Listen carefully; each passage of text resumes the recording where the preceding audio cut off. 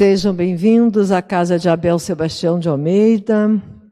Nesta segunda-feira, como sempre fazemos, vamos estudar o Evangelho segundo o Espiritismo. Hoje no capítulo 4, o final do capítulo 4, onde a nossa convidada de hoje, a nossa irmã Edina, do Leon Denis, né, vai falar sobre a necessidade da encarnação. Capítulo 4, itens de 24 a 26. Mas antes vamos pedir à nossa irmã Jace que faça a prece de preparo. A prece não, a leitura, mas é uma prece. Boa tarde. Do livro Caminho Espírita, Espírito Emmanuel, psicografia Francisco Cândido Xavier. Saber e fazer. Em matéria de educação a nós mesmos, existe comumente um adversativo em nossas melhores definições. Via de regra, afirmamos a cada trecho de nossa marcha espiritual: sei que a morte é apenas mudança e devo corrigir-me para a vida maior. Entretanto, estou sob o cativeiro de inúmeras imperfeições, à maneira da árvore asfixiada pela erva de passarinho, e não consigo renovar-me. Sei que é necessário praticar o bem para que o mal não me ensombre as horas. Todavia, por mais que me esforce, não chego a vencer a preguiça que me entorpece. Sei que é urgente estudar, melhorando o conhecimento, a fim de entender os desafios do mundo e solucioná-los com segurança. Contudo, não tenho tempo. Sei que é minha obrigação abraçar as boas obras que as circunstâncias me indicam, em proveito de minha felicidade, mas receio entrar em choque com as alheias opiniões. Sei que é preciso. É a nossa frase trivial diante do serviço que nos compete. No entanto, habitualmente falha o motor da vontade no momento da ação. Quase sempre perdemos tempo precioso empenhando-nos em saber o que ainda estamos longe de aprender, numa atitude, aliás, muito compreensível, porquanto, desejando saber dignamente, a curiosidade respeitável alenta o progresso.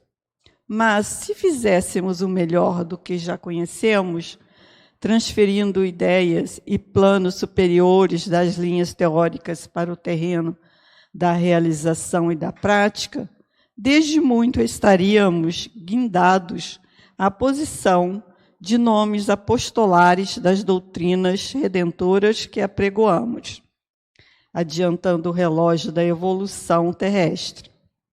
Como é fácil de anotar nós todos coletivamente.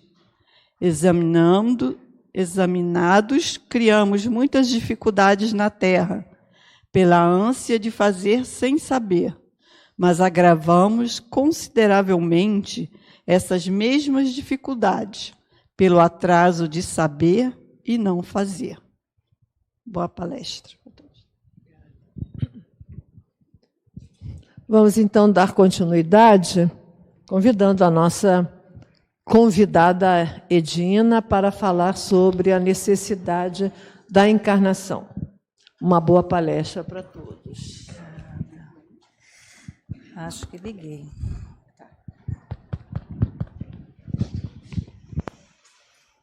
É sempre uma alegria, né, estar aqui de volta, nessa casa querida, de amigas queridas que nos recebem tão bem, amigas e amigos, né? Que a graça de Jesus, o amor de Jesus possa nos envolver, possa nos conduzir, possa propiciar para cada um de nós uma tarde de reflexões, porque nós hoje estamos aqui para falar de Jesus, né? Para falar da sua doutrina, para falar dos seus ensinamentos. E nós podemos nos considerar os seus discípulos, aqueles que buscam aprender com ele, né? Então nós estaremos hoje no finalzinho do capítulo 4, logo no início do Evangelho segundo o Espiritismo, onde Kardec trata com os espíritos de um dos pilares da nossa doutrina, que é a reencarnação. Esse mecanismo, esse processo pelo qual nós evoluímos, nós, seres espirituais, evoluímos, caminhamos para a nossa destinação através desse mecanismo, né? Através da reencarnação. As perguntas que são colocadas aqui no finalzinho do capítulo 4, respondidas pelo Espírito São Luís, ela vai trazer para a gente uma peculiaridade diferente. Ela vai falar da encarnação. Qual o objetivo, se nós, né, temos limites para essa encarnação, qual é a necessidade dessa encarnação. Então o Espírito São Luís fala para nós, né, a respeito desses temas, e a gente queria abrir aqui um parênteses para falar um pouquinho, bem breve, quem é esse Espírito São Luís, né? Então, na casa onde trabalhamos, a casa de Leon Denis, foi editado esse livro que tem como título Espíritos do Senhor. E nesse livro foi selecionado a biografia de vários espíritos que falaram para nós na codificação. E São Luís é um desses espíritos, né? Então ele deixou aqui uma mensagem que está anotada no Livro dos Médiuns, que eu vou fazer uma leitura bem rapidinha, que é uma mensagem bem pequenininha, para a gente compreender o compromisso desses espíritos de vanguarda, esses missionários, esses espíritos superiores, que transitam pelos corredores da casa espírita e que convivem conosco, que estão muito próximo de nós, trazendo as suas vibrações, trazendo a matéria mental do Mestre Jesus para nós, para que nós possamos dar conta e com qualidade da nossa encarnação, do que estamos fazendo aqui, daquilo que fomos programados e que programamos junto com os nossos guias espirituais, para vivenciar no mundo material com vistas ao nosso progresso, né? Porque, em verdade, nós somos espíritos. Nós fomos iniciados e criados por Deus no mundo espiritual. Retornaremos para esse mundo espiritual ao final de cada encarnação. E aí a gente pode se perguntar, mas sendo eu um espírito, por que eu não posso me desenvolver? Por que eu não posso aprender nesse plano, nessa atmosfera espiritual? Por que eu preciso estar no mundo material? É uma pergunta que a gente comumente se faz quando a gente começa a refletir que a nossa condição é a condição espiritual. Que eu e todos nós que estamos aqui no corpo físico somos espíritos, estamos no corpo. E estar no mundo material, muitas vezes, confunde os nossos sentidos e a gente se percebe corpo. A gente se identifica com a nossa carteira de identidade, com aquele nome que a gente recebe quando chega aqui. A gente se identifica com uma posição social, a gente se identifica com um cargo que a gente ocupa na profissão ou na sociedade. E isso é muito natural, né? Se nós, enquanto espíritos, estivéssemos encarnados e nos identificando principalmente como espíritos, nós negligenciaríamos a condição do corpo e o seu objetivo para a nossa evolução, né? Então, nós precisamos nos identificar como pessoas no mundo, como seres no mundo, né? Formamos um psiquismo, formamos uma identidade. A cada encarnação, nós formamos uma nova identidade. Então, é muito comum a gente ouvir assim, não, nós temos várias vidas. Não temos várias vidas, nós temos uma vida, que é a vida do espírito. Temos várias encarnações e em vários planetas, em vários ambientes materiais, segundo a nossa necessidade de evolução e de aprendizado, né? Então, nós temos uma vida só, uma vida com V maiúsculo, e todas as experiências pelas quais vivenciamos nos mundos materiais têm como objetivo desenvolver a minha inteligência e, consequentemente, desenvolver as minhas virtudes. Aquilo que é de referência moral, aquilo que me identifica com o Criador, aquilo que reflete em mim o amor de Deus. E é para isso que a gente está aqui, para desenvolver em nós esse amor, né? Então, esses espíritos grandiosos, esses espíritos superiores que estão aqui junto de nós, nos curando, nos orientando, cuidando de nós, eles têm como tarefa acelerar o nosso processo de desenvolvimento. E aí a gente ouviu a mensagem de abertura da nossa conversa, né? Dessa tarde, que nós ficamos muito confusos com esse processo. Como acelerar a minha evolução? Como adiantar o meu processo de conquistas morais? A gente não fica confuso? Por onde eu começo? Como é mesmo?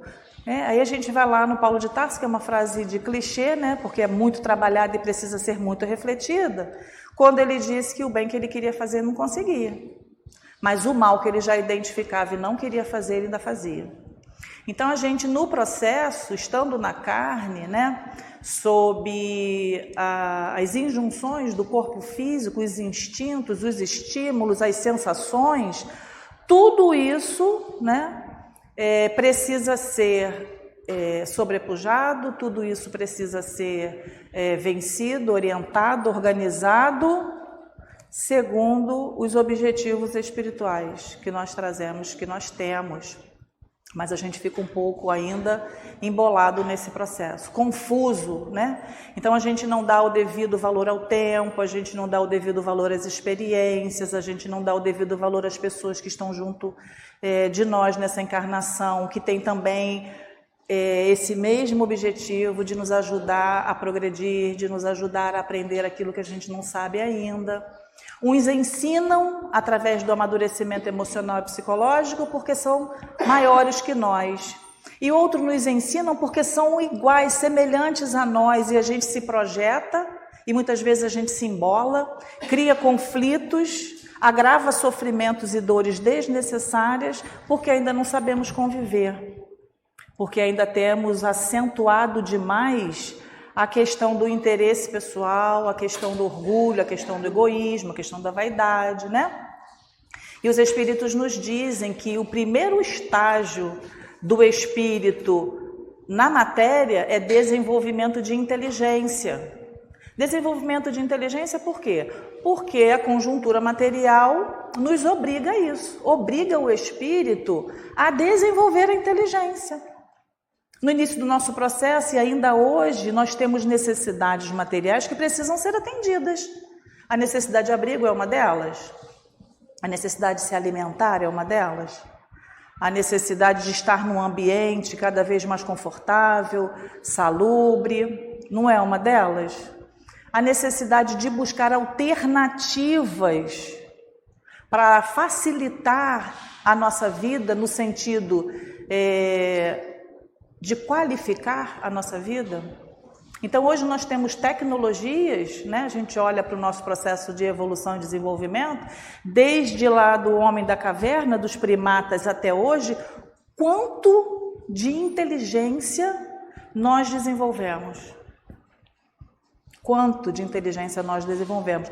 Um dia desse eu levei um susto, meu celular começou a tocar um alarme assim, bem, eu levei um susto, falei, que é isso que está tocando meu alarme? Do meu celular. Esse não é um alarme conhecido, eu não coloquei esse som no alarme. Quando eu fui ver, A Prefeitura do Rio de Janeiro, num alerta de que nós teríamos chuvas fortes e que precisaríamos cuidar do nosso trânsito, né, de um lugar para outro, que a gente preservasse ali, quem não precisasse sair ficasse em casa.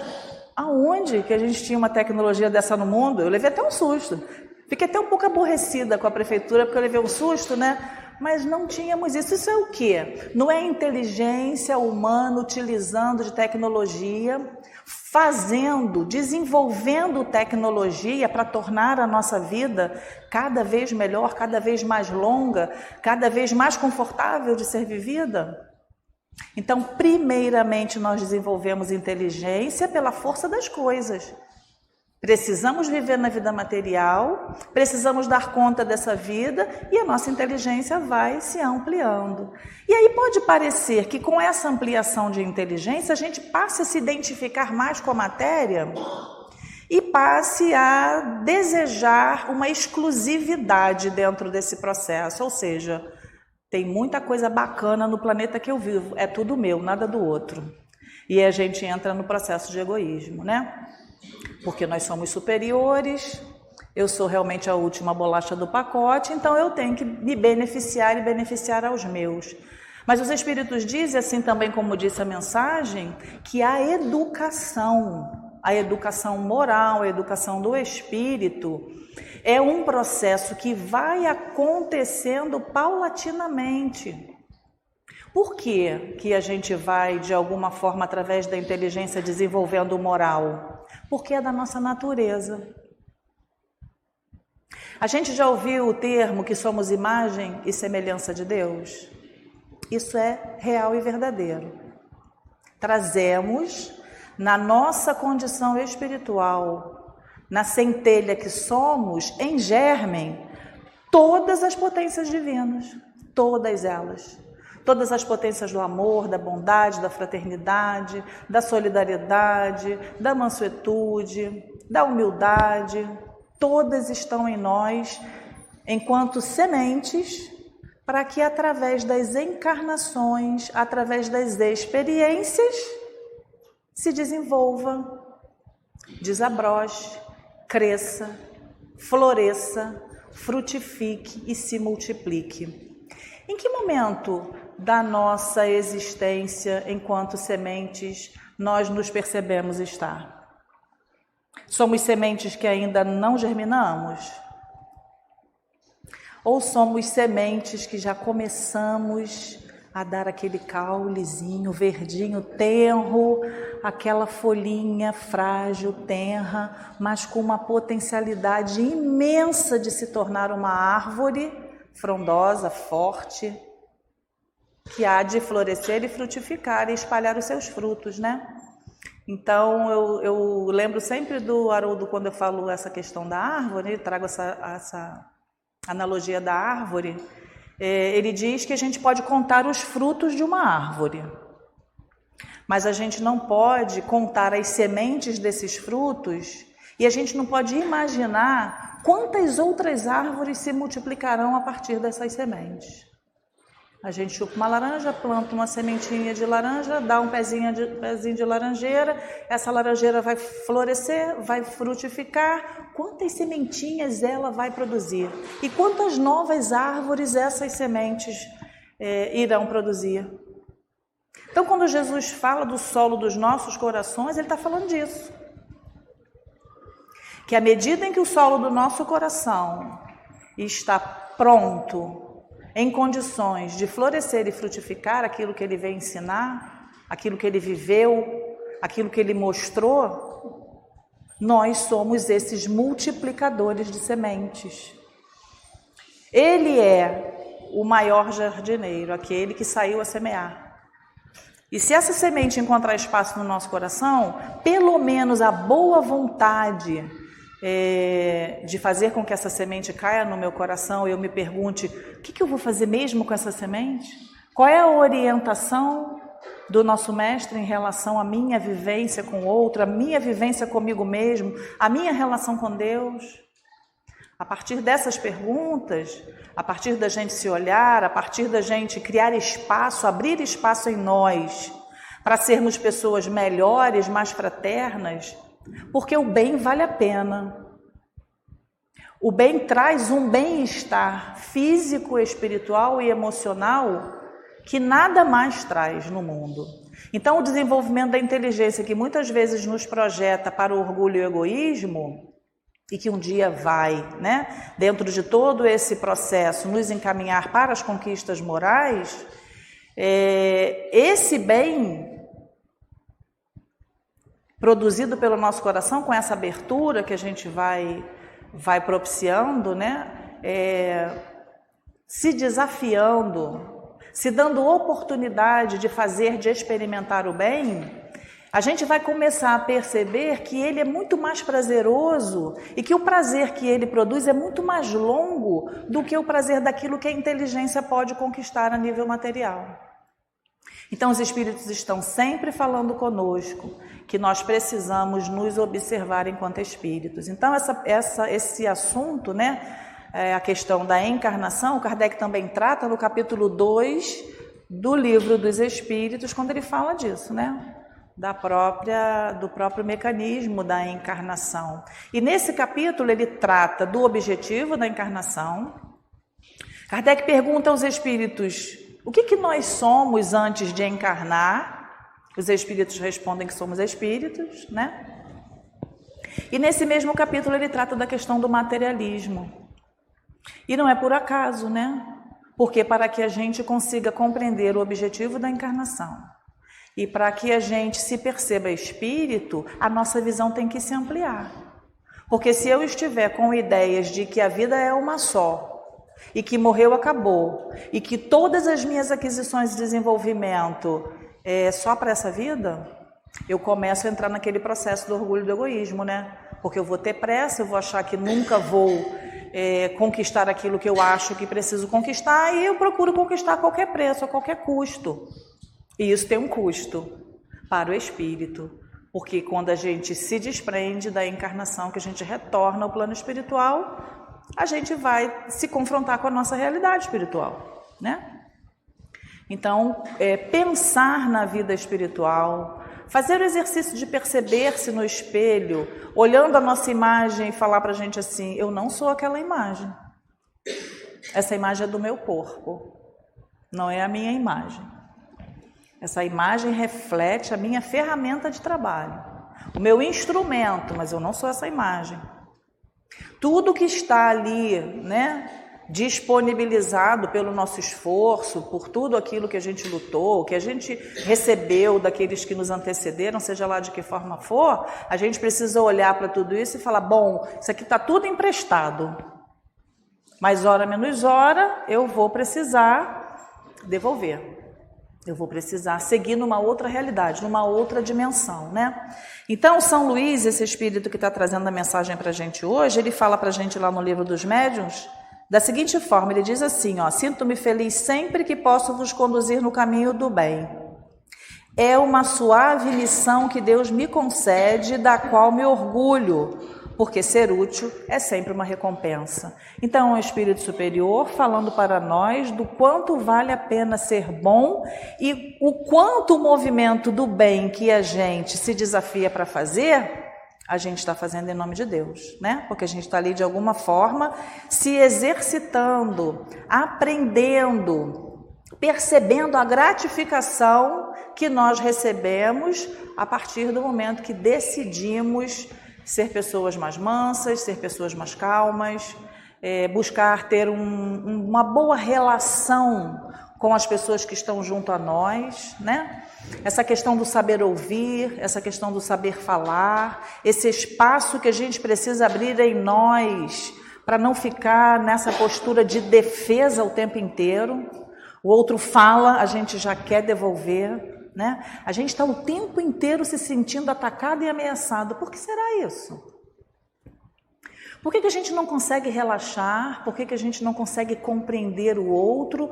Por que a gente está sempre embolado na fala e na vivência do outro, como se eu precisasse provar para a vida e para o outro que a razão é minha, que é do jeito que eu acho, que é do jeito que eu penso? né? Então, São Luís, quando diz aqui para a gente que a missão dele, a missão que foi concedida a Deus, né? E ele abraça isso com muito afinco, é justamente de fazer o bem, né? Ele continua dizendo que o espírito de caridade vos reúna tanto a caridade que dá, quanto a caridade que ama. Então, nós temos a caridade material, essa que nós oferecemos coisas materiais, mas também temos a caridade do amor, a caridade da compreensão, a caridade do perdão. Mostrai-vos paciente diante das injúrias dos vossos detratores. Isso tem a ver com a nossa encarnação? A gente precisa aprender essas coisas? A gente precisa exercitar essas conquistas morais? Então é para isso que a gente está aqui, né? Ele continua, sede firmes no bem e principalmente humildes diante de Deus. Só a humildade eleva. É a única grandeza que Deus reconhece. Então não preciso ser grande no mundo, inclusive ele foi rei de França, né? O rei Nono de França, conhecido como um rei amoroso, cuidadoso, probo. Alguém que estava ali no trono da França preocupado e cuidando do seu povo. Um rei justo, né? Então ele já, na encarnação, na personalidade de Luís IX, ele já mostrava as qualidades morais que ele trazia, né? Então ele diz para a gente aqui que a única qualidade, a única grandeza que Deus reconhece é o amor, é a bondade, a caridade. Só assim os bons espíritos virão até vós. Então, se nós queremos ter a presença, a companhia, a intuição, se nós desejamos, através da nossa prece, da nossa meditação, no trabalho na casa espírita, na vida comum, no nosso trabalho profissional, sermos alcançados pelo pensamento, pela massa mental dos espíritos superiores, nós precisamos fazer por onde? Nós precisamos desejar, né? Porque ele diz aqui que os espíritos bons virão até nós, né? Quando a gente se decide caminhar, quando a gente se decide autoconhecer-se, quando a gente decide autoaprimorar-se. Mas ele continua, do contrário, o do mal se apossaria de vossa alma. Então, estar na luz e estar na treva, como Jesus colocou, né? Caminhar na luz enquanto há tempo, porque se nós não estamos na luz, nós estamos na treva. Então, imaginemos uma noite sem lua, sem estrela. Qual a referência de direção nós teremos? Que caminho seguir no escuro, sem luz? Então Jesus traz para a gente essa advertência, caminhar na luz enquanto há tempo. Agora, essa treva é uma treva do afastamento voluntário de nós mesmos e dessa nossa ligação com Jesus, com os espíritos superiores e com a possibilidade de aprender com o bem, né? Então, todas as vezes que a gente abre mão disso, que a gente não quer compreender, que a gente acha que está sendo perseguido, que a gente acha que as pessoas fazem de tudo, acordam naquele dia somente para atrapalhar a minha vida. Elas não têm mais nada para fazer na vida delas. Elas levantam naquele dia para me perseguir, para me caluniar, para me injuriar. A vida funciona dessa forma? Nós temos tantas atribuições, nós temos tantas preocupações com a manutenção da nossa vida, com os afazeres do nosso dia a dia, que por nós fica fácil da gente compreender que ninguém levanta da cama de manhã para fazer a vida do outro pior, né? Isso acontece porque na convivência a gente vai se arranhando, e se arranhando, se atritando, a gente vai se polindo. Quando a gente percebe isso, que a convivência é uma dessas vicissitudes que o Espírito vai colocar aqui para nós na 132, né, que a gente já vai tomar ela aqui rapidinho, quando a gente percebe que a convivência entre nós é uma ferramenta, uma oportunidade de autoaperfeiçoamento, a gente vira essa chave. E a gente vira a segunda chave quando a gente gira o nosso olhar para dentro. Ou seja, não depende do outro, depende de mim. Depende sempre de nós.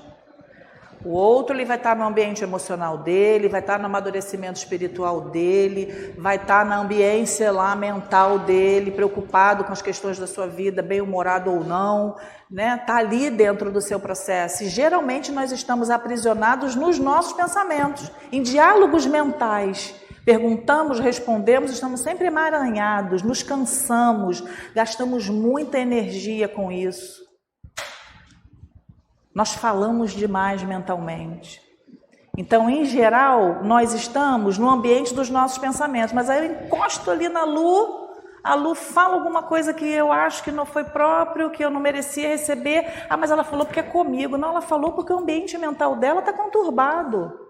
Pode estar com uma imensa preocupação, pode ter um familiar em casa adoecido, pode ter conta atrasada, pode a companhia telefônica estar ligando reiteradas vezes no celular cobrando a conta, não sei. Cada um de nós está no ambiente próprio.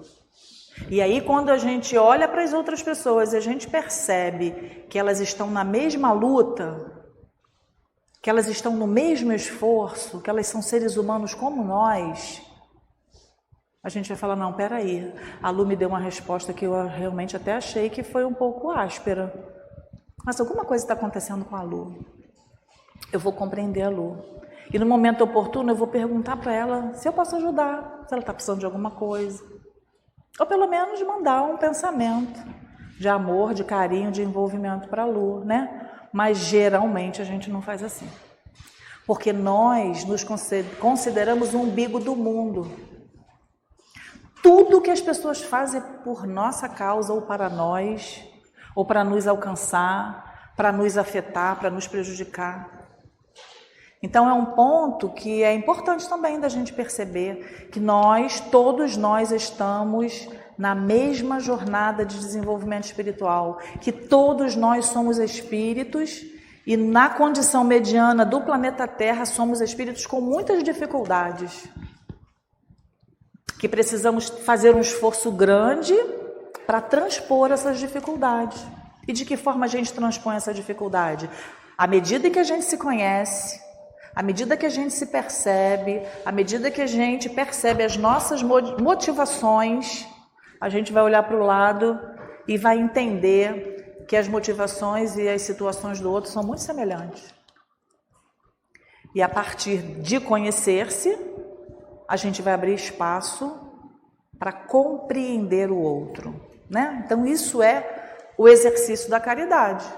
Isso é o trabalho do bem que o Espírito São Luís está trazendo aqui para a gente. Quando a gente adentra a casa espírita, quando a gente assume um trabalho, quando a gente é convidado ou se envolve nas tarefas do centro espírita, qual é o espírito que pergunta, faz um questionário para a gente, perguntando quem nós somos, quais as dificuldades que trazemos, quantas encarnações a gente passou votados ao mal, quanta situação difícil de prejuízo a nós e ao próximo nós fizemos. Tem esse questionário aí? Os espíritos pediram para deixar esse questionário pronto? Eles não nos perguntam isso. Eles nos admitem no trabalho, nos acolhem, nos abraçam, nos oportunizam e sabem quem somos. Lembra aqueles pensamentos emaranhados que a gente acabou de falar? Isso é massa mental produzida por nós. O nosso cérebro está aqui, fazendo várias funções. A mente, o espírito, coordenando tudo isso, eles nos olham e sabem o que a gente está vivenciando a nível de pensamento. Mas nem por isso deixam de nos acolher no trabalho. Mas nós não queremos conviver. Não, com a Lu eu não convivo. Se ela está nessa reunião mediúnica, esse horário eu não trabalho. Se ela está coordenando a evangelização infantil do sábado às X horas, nessa evangelização eu não fico porque ela está lá. Né? Os espíritos não nos dão esse questionário para preencher, mostrando as nossas dificuldades, mas a gente quer dar para o outro, que está trabalhando junto com a gente. Porque a gente não compreende, porque a gente não tolera, porque a gente ainda está nesse padrão de orgulho, de egoísmo, no interesse pessoal, e isso é o inibidor do nosso processo de aprimoramento, do nosso processo de caminhar para a luz, como Jesus solicitou, né? Então ele continua dizendo aqui, só assim os bons espíritos virão até vós, do contrário o mal se apossaria de vossa alma. Sede benditos em nome do Criador, e crescereis aos olhos dos homens, ao mesmo tempo que aos de Deus. Não vos assusteis com certos obstáculos, com certas controvérsias. A ninguém atormentais com qualquer insistência.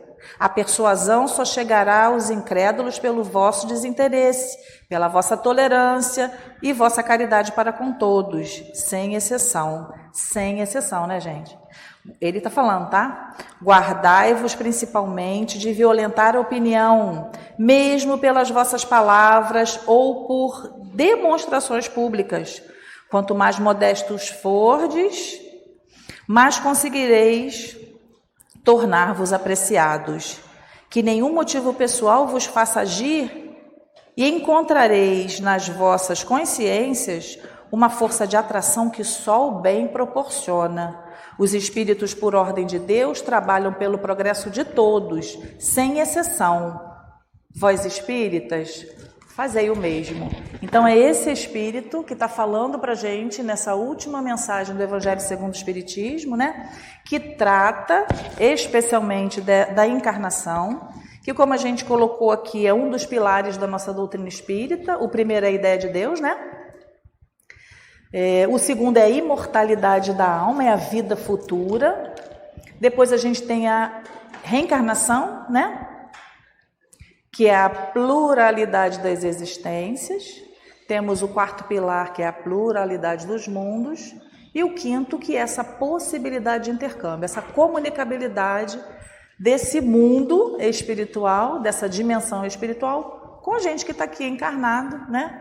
Enquanto em vigília, acordadinho, ou quando a gente se desdobra, enfim. Essa possibilidade de, enquanto espíritos imortais que somos, poder nos comunicar nessa dimensão, com essa dimensão espiritual enquanto encarnados, né? Porque são eles que nos orientam, nos dirigem, nos ajudam, nos intuem, nos inspiram. Então, aqui naquele capítulo 2, que a gente estava falando do Livro dos Espíritos, Kardec trata da encarnação dos espíritos, e é interessante a gente abrir aqui um parênteses para a gente compreender o que é encarnação e o que é reencarnação, né? Porque a encarnação é o espírito em contato com a matéria. O elemento espiritual, que somos nós, a centelha divina, no nosso caso nós já estamos individualizados, né? Já temos pensamento contínuo, já temos livre-arbítrio, já temos prerrogativas outras do que o princípio espiritual, né? Que está aí em trânsito em reinos anteriores. Então, é quando o princípio espiritual que somos está fazendo o trânsito, está encarnado, está participando de um contato com o mundo material. Então, a encarnação ela tem objetivos e tem finalidade. Então, Kardec trata disso aqui na 132. Depois vocês podem consultar em casa, refletir, pensar, analisar, porque ele pergunta para os espíritos assim, qual é o objetivo da encarnação dos espíritos? E os espíritos dizem que é para nos fazer chegar à perfeição. De que forma a gente chega à perfeição? Numa encarnação só? A gente consegue aprender tudo, desenvolver tudo, orientar tudo que a gente precisa numa encarnação só? Não, não conseguimos. Porque os espíritos dizem que é do átomo ao arcanjo. Então, é uma trajetória muito longa, né? Então, nessa trajetória muito longa, nós precisaremos de várias experiências no mundo material. E ele diz aqui para a gente nessa mesma pergunta que além de ser, né, o objetivo nos fazer chegar à perfeição, ele diz também que é de nos colocar, né, em condições para suportar a parte que nos cabe na obra da criação. Nós estamos cumprindo a nossa parte na obra da criação? Muitas vezes de forma inconsciente, involuntária. A reprodução, por exemplo, né, levar para frente a vida material, termos filhos, casar e fazer todo esse processo da vida material, está vinculado a uma questão fisiológica. E que pode ser fisiológica, espiritual e moral ao mesmo tempo, né? Então, em muitos aspectos da nossa vida, nós estamos cumprindo os desígnios de Deus, porque Deus está em tudo. Não tem nada fora de Deus. Tudo está em Deus. No que o nosso pensamento pensar nesse momento, aonde o nosso pensamento alcançar nesse momento, Deus está. Então, de uma forma ou de outra, nós estamos, de forma involuntária e muitas vezes inconsciente, cumprindo, né, os desígnios de Deus, porque estamos encarnados, estamos num corpo, temos necessidades, a procriação, o processo de desenvolvimento da inteligência, tudo isso faz parte, né, desse caminho, né, que nós vamos desenvolvendo para dar essa condição de cumprir a nossa parte na obra da criação. Mas tem um ponto que os Espíritos trazem para a gente aqui, que é cumprir as ordens de Deus. E cumprir as ordens de Deus para o Espírito, na nossa condição, na nossa idade espiritual, é ter consciência do que seja manifestar Deus. E o Espírito São Luís nos disse que nós manifestamos Deus quando? Quando nos votamos ao bem. Quando desejamos para o nosso semelhante melhor ou igual do que desejamos para nós. Nós estamos manifestando Deus de forma consciente. Então, a encarnação tem esses dois objetivos, né? Fazer o espírito chegar à perfeição. Então, nós tomamos vários corpos em vários ambientes materiais para aprender tudo o que a gente precisa aprender a nível do intelecto e para desenvolver as potências do coração, que são as virtudes, as potências divinas que estão em sementinha em nós e que já estão desabrochando, né? Como a gente já conversou aqui. E além de nos levar à perfeição, tem como objetivo manifestar Deus. E para manifestar Deus, a gente tem que caprichar nesse processo, né? Então, aquela página de abertura, que eu vou até pegar referência com as amigas depois que eu não li, é bom a gente ler, a gente refletir, meditar sobre ela, para que a gente compreenda o que nos afasta desse processo, o que desacelera essa programação que é ascensional, ascendente, e que muitas vezes a gente fica estacionário. Fica estacionário por quê? Porque eu não estou compreendendo o processo. Eu estou perdendo tempo, às vezes eu abro ali o meu celular, eu gosto muito de ir para o Instagram para ver receita, um monte de coisa, né? Instagram é um vício. Então eu vou para lá e fico ali, ó, olhando aquele negócio. Quando eu me percebo, eu estou 1 hora no Instagram. Eu falei, poxa, mas eu não dediquei 1 hora do meu dia a uma boa leitura hoje. Tem alguma coisa errada. Tem alguma coisa invertida aí que eu preciso corrigir, né? Então agora eu estou trabalhando esse ponto, reduzir o tempo que eu fico nas redes sociais e ampliar o tempo das minhas leituras e reflexões. Fazendo exercício de meditação, aprendendo a ficar quieta, porque eu não sei ficar quieta. Eu sei me mexer, me movimentar, sei falar pra caramba, mas eu não sei fazer silêncio interno. E aqueles maiores que nós diz que Deus fala conosco no nosso silêncio. E a gente já comentou aqui que nós somos turbulentos, ruidosos, barulhentos, porque a gente não para de conversar internamente. A gente não para de julgar, no bom sentido, olhar as coisas e falar, nossa, mas aquilo é assim, aquilo é assado, né? Isso é uma onda natural nossa, né? Porque os nossos olhos veem, o nosso cérebro está recebendo os estímulos e a gente está produzindo um monte de pensamento. Está aqui produzindo um monte de eu acho, de eu sei. Então, fazer exercício de meditação, ficar paradinha e buscar um foco no nosso pensamento. Esse foco pode ser Jesus, pode ser essa luz que ele pediu para que a gente caminhe nela, um bom exercício, né? Uma meditação cristã. E todas as vezes que o nosso pensamento foi embora, a gente traz ele novamente, falando Jesus Cristo, meu Senhor, Senhor de misericórdia, e percebendo o nosso corpo, porque se a gente não domina o corpo, como a gente vai dominar o pensamento?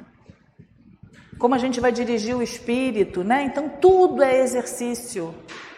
Nós não ganhamos, Deus não dá de graça. Ele dá todas as possibilidades para a gente desenvolver as potências, mas nós precisamos exercitar, né? Então o Espírito São Luís, aqui na Instrução dos Espíritos, nesse capítulo 4, que ninguém pode ver o reino de Deus se não nascer de novo, que a gente já viu reencarnação e os laços de família, a gente já viu nas escrituras do Antigo Testamento e do Novo Testamento vários momentos onde foi falado, né, do processo do nascer de novo, do renascer, e a gente está fechando esse capítulo aqui com essas duas perguntas de São Luís. A primeira, na 24, é: quais são os limites da encarnação? Tem limites pré-estabelecidos para encarnar?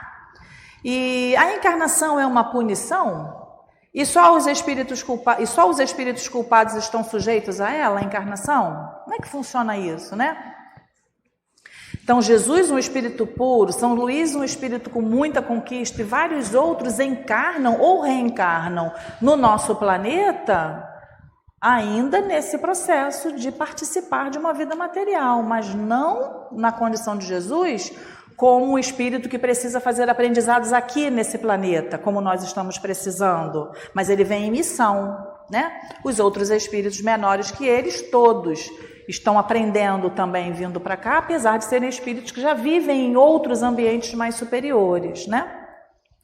Então, o São Luís responde aqui para a pergunta de Kardec: quais são os limites da encarnação? Ele diz para a gente que a encarnação não tem limites nitidamente traçados, né? Se a gente considerar somente o envoltório que constitui o corpo do espírito, visto que a materialidade desse envoltório diminui à medida que o espírito se purifica, ou seja, chegará um momento em que nós não precisaremos mais encarnar em planetas com as características do planeta onde a gente está encarnado agora. A gente já terá avançado, evoluído a ponto de habitarmos planetas mais leves, de uma complexidade fisiológica mais sutil, menos densa, mas ainda assim reencarnaremos ou encarnaremos nesses planetas, né? Então nós não temos limites para a encarnação. Isso vai depender dos cuidados e da dedicação que cada um de nós terá com o seu aprendizado aqui na Terra. E isso para a gente ainda é uma coisa muito complexa de se pensar e de se executar, de se elaborar e de se executar, né? Então ele diz que em certos mundos mais avançados que a Terra, ele já é menos compacto, ou seja, o corpo físico já é menos compacto, o planeta já é mais etéreo, né? A gente tem notícia de que Júpiter e alguns outros planetas do nosso sistema solar são planetas gasosos, não são planetas formados de rocha, de larva condensada de rocha, como é o nosso planeta, né? Ele diz que lá nesses planetas o corpo ele sofre menos a injunção da matéria, né? Diz também que as vicissitudes estão sujeitas à condição do planeta e ao corpo que a gente forma e que a gente tem como instrumento. Aqui no planeta que a gente vive, as vicissitudes da doença, do desgaste, né, elas fazem o espírito passar por experiências de sofrimento e dor muito mais pujantes do que em planetas onde os corpos são mais diáfanos, são mais sutis, né? E ele vai dizendo para a gente aqui, né, que nesses lugares o corpo ele é menos sujeito às vicissitudes e em um grau mais elevado ele é diáfano e quase fluídico, que é a condição de Jesus, né? E de grau em grau vai se desmaterializando e acaba por se confundir com o perispírito. Então, o planeta em que os espíritos puros habitam são planetas praticamente desmaterializados. O perispírito é tão desmaterializado que se confunde com a pureza da centelha espiritual que nós somos. Olha que bonito isso, né? E eles não ficam chapados, presos naquele planeta como nós ficamos aqui com esse corpo que usamos. Com muito esforço, com muito sacrifício, com muita prece, quando a gente desdobra, a gente dorme e pede ao guia espiritual para nos levar para ambientes de estudo, nas colônias espirituais, nós fazemos isso desdobrado, mas em vigília nós não conseguimos. A gente consegue se deslocar andando, caminhando, mas não pela projeção do pensamento, numa matéria tão sutil, que não tem barreira pelo universo. Jesus, ele se desloca pela vontade, pelo pensamento, para qualquer lugar, né? Na grande morada, né? Na morada da casa do Pai. E aí ele vai dizendo para a gente que o próprio perispírito também sofre transformações à medida que o espírito se purifica, que o pensamento é mais puro, que as intenções são mais puras, o corpo perispiritual também vai agregando matéria cada vez mais sutil, né? Isso está dependendo dos nossos hábitos, né? Ele diz, se mundos especiais são destinados como estada aos espíritos mais elevados, tais espíritos não ficam presos, como a gente colocou aqui, né? O estado de desapego em que se encontram permite que eles se transportem a todos os lugares onde são chamados para as missões que lhes são confiadas, né? E diz pra gente que se nós considerarmos a encarnação do ponto de vista material, tal como acontece aqui na Terra, poderemos dizer que ela está limitada a mundos inferiores. Consequentemente, depende do espírito libertar-se mais ou menos rapidamente da encarnação, trabalhando pela sua depuração. Então dá para a gente acelerar o processo? A gente pensa nisso? Em acelerar o nosso processo? Em vir menos vezes para cá, para o planeta Terra? Em merecer planetas mais avançados? A gente fala tanto do mundo de regeneração, né? O nosso coração anseia por paz, o nosso coração anseia por um ambiente fraterno justo, por um ambiente, né, em que a gente possa conviver, cuidar uns dos outros. A gente anseia por isso, porque a nossa essência é divina e a gente depende desse ambiente de felicidade e de paz. Mas na prática a gente não faz, né? A gente está faltando virar aquela chave como o Espírito colocou para a gente. E ele fala da necessidade da encarnação, né? É uma punição a encarnação? Então ele diz que a passagem dos espíritos pela vida corporal ela é necessária por tudo aquilo que a gente já conversou, pelo desenvolvimento para chegar a esse grau de perfeição relativa, né? É necessária para que se possa realizar com a ajuda de uma ação material os desígnios dos quais Deus lhe confiou a execução.